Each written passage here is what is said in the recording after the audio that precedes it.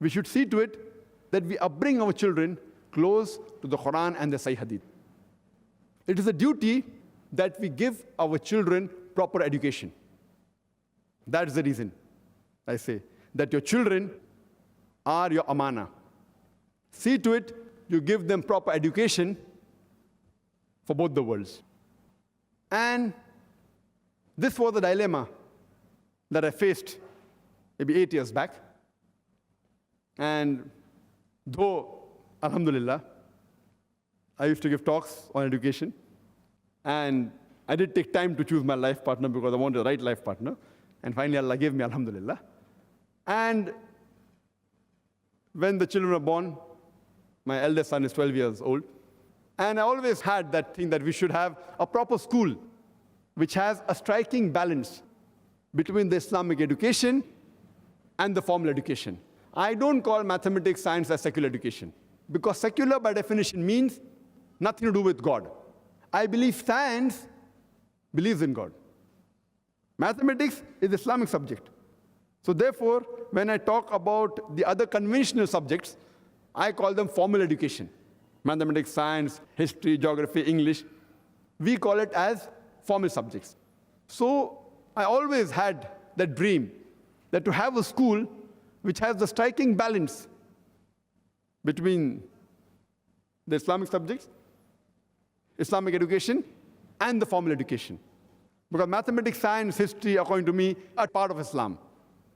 And that made me tour the world, and I did a survey, Alhamdulillah, of most of the Islamic schools at that time.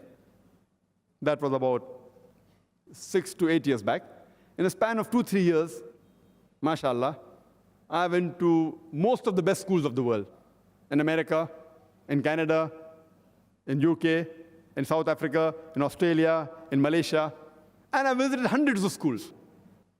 And when I observed that in the Western countries, most of the Islamic schools, almost all, they were more of a Muslim-managed school.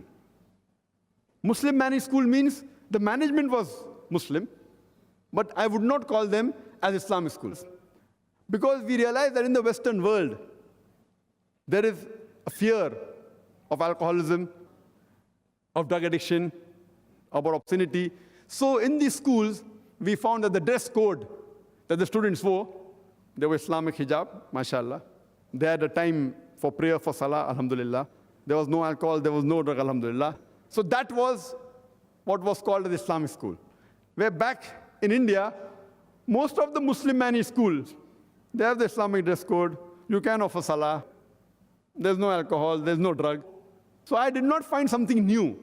But Alhamdulillah, considering the Western country, where drug addiction is common, alcoholism is common, obscenity is common, it is an achievement which I was happy. But what I came to search for, that when our children go to school, they should get the best of knowledge, I could not find any of the schools. What we wanted that we have now the Muslim Ummah, rather divided into two types of education.